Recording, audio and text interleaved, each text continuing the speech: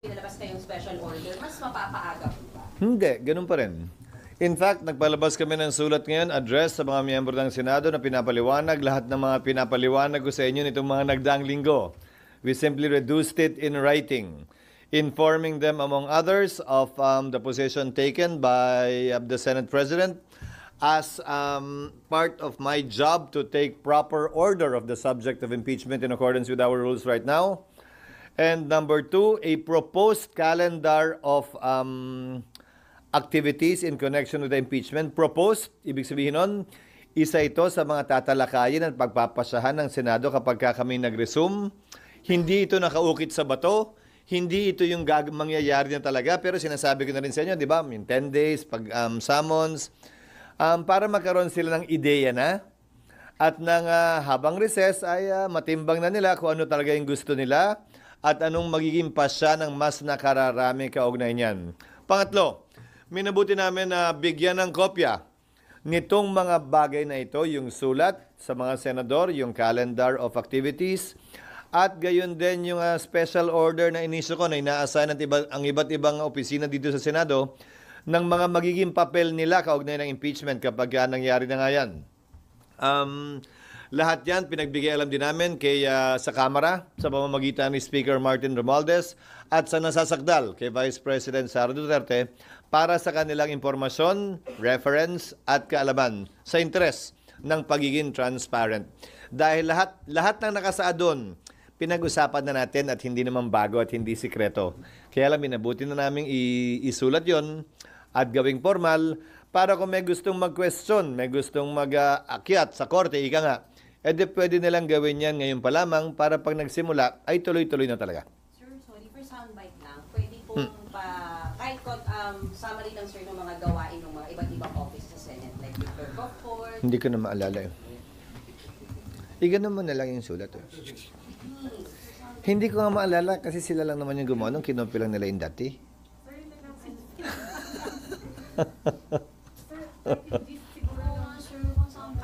Okay. Sir, kung later yung sulat siguro, yung special order, Pinapabigay ko na sa inyo dapat na mas magay para nabasa nyo eh. Gano'ng kaalala nila ng SP na ngayon pa lang alam na ng mga offices ng Senate na yung kanila po mga assignment? Para makapaghanda sila at gumawa na rin ng proposed budget kaugnay nun dahil baka may mga unforeseen expenses na kailangan namin paghandaan. Ulitin ko, bahagi ito ng tinatawag nating quote, taking proper order of the subject of impeachment sa panig at parte ng Senate President na nakasaad, nakapaloob sa Section 1 ng Rules on Impeachment ng Senate. Upang sa gayon, ay hindi pa man nagsisimula ang pre-trial o trial, ay buo na at kompleto na ang paghahanda ng Senado para dito. Then, sir, pwede, ano yung nakakalendaryo? Ano yung sa calendar, Makukuha sir? nyo din nakalimutan ko. Pero para, sir, may audio kami. Okay.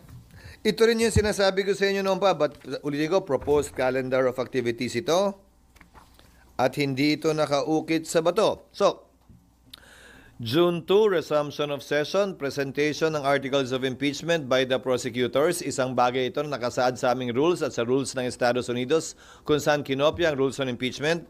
In other words, babasahin man lamang yung mga allegations sa plenaryo para formally ay maging parte ng records ng Senado ito. Approval ng rules dapat magawa na rin namin ng June 2. Again, more or less, depende kung gaano kahaba ang debate. June 3, pwedeng mag-oath-taking na ang mga senador bilang judges. Mauuna mag-oath-taking ang presiding officer at yung presiding officer magpapa-oath sa mga senator judges. Pwede na rin pagkasunduan doon ang pag-issue ng summons na pwedeng ma-issue by June 4. From June 14 to 24, palitan ng pleadings yan sa magkabilang panig. At roughly from June 24 to July 25, yung pre-trial. Dahil sang-ayon sa Rules of Court, kung maalala nyo, sa mahaba natin at ilang ulit ng usapan at kwentuhan tungkol dito, nakalagay sa Rules of Court, dapat iset ang pre-trial not more than 1 month from the time the last pleading is filed by either party. So, tamang-tama lang. By July 28, magre-resume na ang Kongreso. Siyempre, wala tayong magagawa sa unang araw. July 29, inaasahan namin na susumpa ang 12 bagong senador na magiging bahagi ng 20th Congress maliban dun sa unang 12 kami na sumumpa na, hindi naman na kailangan sumumpa pang uli. At inaasahan namin na sa susunod na araw, July 30, kung yan ang mapagkakasunduan ng mayoriya, ay magsisimula na ang paglilitis o presentation of evidence. Silly question, pero yung mga senador na hindi natatawid sa next Congress, kasama pa rin sila mag-oath sa June. Na hindi na I mean, mag-oath kailan? Sa June, sir, before you adjourn, as Dalawang Senator oath. Judge. Sila'y bahagi pa rin ng 19th Congress. Lahat ng senador ng 19th Congress ay mag-oath. Dahil ang termino nila ay matatapos sa June 30 pa lamang. Ano man ang mangyari dun sa 7 reeleksyonista kaugnay ng darating na eleksyon. Hindi kayang baguhin nun na ang termino nila ay hanggang June 30, 2025. So kung July 30 yung likely na pag-trial, kailan, sir, mangyayari yung pag-open ng impeachment court? I mean, yung magko-convene kayo as impeachment court? June 3, sir. Kasi Kasi di magkaganon ba, sir, na kayo. after the oath, sir, magko-convene na kayo sa impeachment court? Dalawa nga yun eh. June 30, Anong June 30? July 30 yung trial. Malamang magsisimula. Nagsumpa kayo, di ba? Impeachment court. Impeachment court na ba yun? Alin? Pag nagsumpa kayo, impeachment court na ba yun? Convene na kayo sa impeachment court. Para kayong wala dito ng impeachment, ha? Dalawang sombrero ang suot ng Senado. Senado acting as a legislative body, Senado sitting as an impeachment court. Each time we adjourn, then we finish wearing that hat. Each time we resume, we will announce if we are resuming as what. So example, kung ang oras ng trial ay alas 9 ng umaga, magre-resume kami bilang impeachment court. Pag kami magsesesyon naman ng alas 3 at mag-a-adjourn yung impeachment court ng alas 2, edi mag-a-adjourn kami sa impeachment court ng alas 2 at pagdating ng alas 3, magre-resume kami as a Senate deliberating on proposed legislation. Ano yung tanong nyo? Hindi ko maintindihan. Kailan kayo magko-convene? Magko-convene kami twice. Under the 19th Congress, as I said, and under the 20th Congress. Tutuloy nga to, di ba? Yun yung matagal na natin pinag-uusapan. Mag-o-oath yung mga members ng 19th Congress para magampanan nila yung trabaho kaugnay ng pag-issue ng summons ang ayon sa aming rules. At magpapatuloy yung pre-trial kung yun ang nakasaad nga sa rules namin, yun yung pinapanukala namin na aprubahan ng mayoriya. Tapos sa July 29 mag-o-oath yung 12 bagong senador. July 30 magko-convene yung impeachment court. Sorry, sir. Diba, mag-oath kayo during the plenary session ng Senate as legislative body. And then, immediately after, you'll Depende sa mayoriya. That can happen the following day. Most likely the following day. Anong oras na ba yun? Depende. So, magko-convene na kayo. I'll give you an example din pa. Ikaw naman. Kung morning ang session ng impeachment court, mag-o-oath kami in plenary ng July 30. Clearly, hindi kami dedire-diretso pag-oath namin. Di ba? The following day na kami mag-o-open ng court, if ever, ng July 30.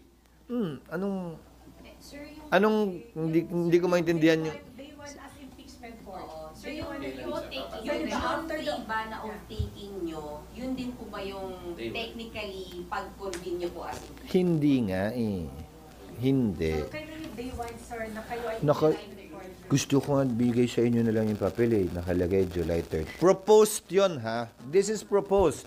I told you to give it to them earlier. Proposed yon ha? Lahat to proposed. Again ha, pinag-uusapan natin lahat to ilang ulit na.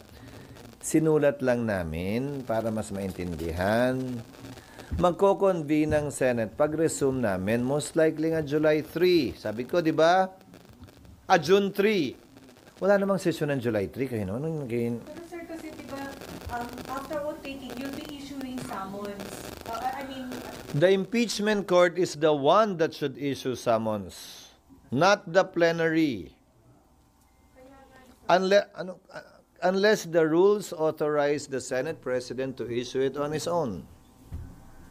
Kaya depende. Calendar of activities lang ito. Ba't kayo kasi masyado nakatitig at fixated sa impeachment court kung kailan sila magsusuot ng robe? Hindi naman mahalaga yun. Maraming mahalagang bagay na mangyayari at magaganap bago nun at pagkatapos nun. Pero sir, yung June 3 po na pagsumpa po ninyo, hindi pa kayo impeachment court nun, sir? Pag nag-oath taking kayo as Senator Judge? Darling, walang kinalaman ng pagsumpa sa impeachment court. The impeachment court would have to convene on a date certain. It's not the oath-taking that will determine when the impeachment court will be created. Yung impeachment court, pag nag-convene kami sa impeachment court, doon uupo sa impeachment court yon, regardless of when we took our oaths. In fact, yung labing dalawa na magpapatuloy hanggang 2028, hindi na nga mag-o-oath. So, ibig sabihin ba nun, walang impeachment court? Hindi naman din. Wala siyang kinalaman doon. It has no relation to that. It depends on when and how the gavel is banged at kung anong sinabi na kino-convene. Impeachment court ba o Senate ba? That's what will determine when the impeachment court will be convened. Yung pagpukpok ng gavel. Yes. Sir, according to the letter that was shared on your Viber GC, ang schedule ng trial by June 30 is from 9 a.m. to 2 p.m. That's what we're proposing, but again, this is a proposal subject to the majority so that our legislative work will not be affected. Sir, I will admit that I was already here during the Corona trial. I remember noon, to Sawa. Bakit hindi ganun ang schedule nyo this time? Yung trial? Oo. Kasi nung Corona, to Sawa. Again, kasi naepektuhan ng labis yung aming legislative function at legislative work. Ngayon, malaking bahagi ng corona impeachment nangyari din nung recess. So wala naman talagang sesyon. Committee hearing lamang ng umaga ang meron. So pwede talaga yon. Pero kung meron kaming sesyon, hindi namin pwedeng isuspended animation ang legislative work ng Senado, lalo na pag-uusapan dyan, yung pinaka-importanting piraso ng legislasyon na dapat ipasa ng Kongreso, ang taon ng budget.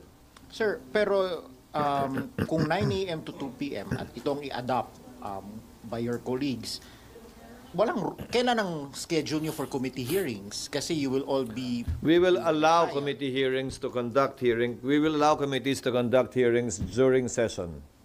Unless may kailangan pagbotohan that their physical presence would be needed in plenary.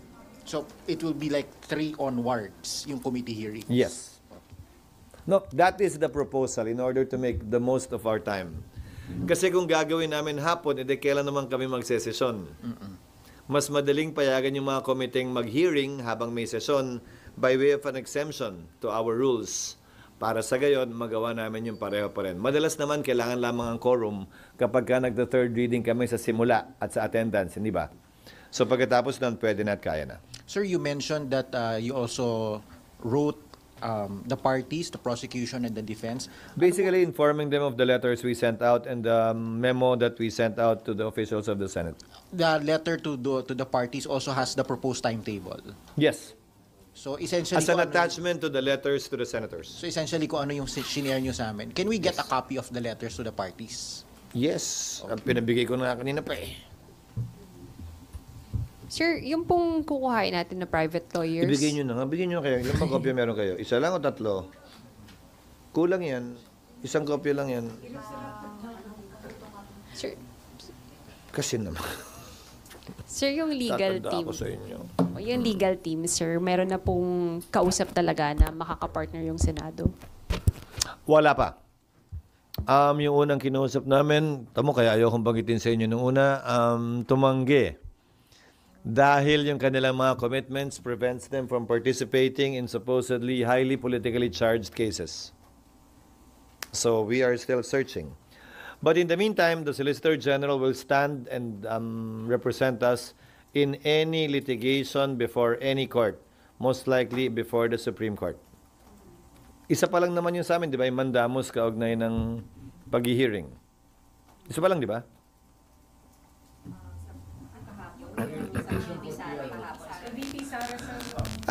Yung kay VP Sara, iintayin naming matanggap yung notice mula sa Korte Suprema.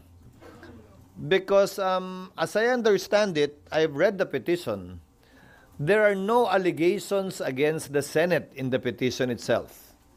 The Senate was merely included as a necessary party dahil sa amin nakafile yung case eh. Pero wala namang allegation laban sa amin, wala ring hinihiling laban galing sa amin. In fact, diretso nyo nalang hinihiling sa Korte Suprema na ipadismiss ito. So, i-refer namin malamang ito sa Solicitor General matapos naming matanggap yung notice kung talagang pinapa-comment kami o hindi. Dahil sa pagkakaalam ko, hindi rin kami named party dun sa nabasa kong petisyon. Baka iba kasi naisaad ng spokesperson doon sa actual na notice na matatanggap namin. So we will formally await the notice coming from the Supreme Court. As of today, wala pa kami natatanggap kaugnay sa petisyon ni Vice President Sara. Sir, sorry. Ito po bang mga steps na tinitake ngayon ng Senate? Is this in response to people who are commenting na, ay, walang ginagawa, inuupuan lang ng Senate? No. No. It took us this long to be able to do these things again because we are acting on it prudently. We are not rushing, but neither are we delaying. This is not in response to any call or clamor or kahilingan ng kahit sino man, lalo na mga partisano o bias ng mga tao. Ito ang trabaho po namin. May humiling man o wala, may clamor man o wala, ano man ang sinasabi ng mga bias o wala. Sir, sorry, isang question pa Yes. po dun sa legal team. Sir, ano po yung mga challenges na hinaharap ng Senado kung bakit mahirap kumuha ng legal team na tutulong po? Una, syempre, hindi naman ganun kadaling magbayad ng abogado dahil public funds ito. Depende kung magkano. Syempre, yung malalaki at magagaling, quote-unquote, malaki, meaning maraming malalaking law firms. Syempre, mahal yon sa tinitimbang namin, binabalansin namin syempre. Bagaman may mga nagwa-volunteer ng mga abogado, pinipili din namin kasi sila ang kakatawan sa Senado. At baka sabihin, hindi namin kinuha yung best representation sa Senado kung sakasakali, kung sino-sino lamang ang aming pipiliin. But this is only in the alternative because as I said, more often than not, it's the Solgen that should and would represent the Senate in any litigation concerning impeachment. Yes. Ano po yung offhand, ano po yung mga gastusin na paghahandaan ng Senate aside from the robe para po sa impeachment trial? Basically, sa staff kasi dagdag trabaho sa staff In the past impeachments, binigyan daw ng hindi dagdag sweldo, parang honorarium yung staff. Pero pinapa-identify na sa memorandum na inisyo ng SecGen, base sa kautusan ko, kung sino-sino lang ba talaga. Hindi naman lahat So yun yung kino-compute nila. Yung unang panukala nga, magpakain din daw. Dahil doon, nagpapakain ng Senado. Sabi ko, hindi. Parte ng trabaho yon ng mga empleyado ng Senado. At hindi porkit may impeachment, kailangan na biglang pakainin ng tanghalian. Nandito naman na talaga sila ng umaga Wala naman nagbago So, papanatilihin namin yung ganun pa ring practice. May initial quote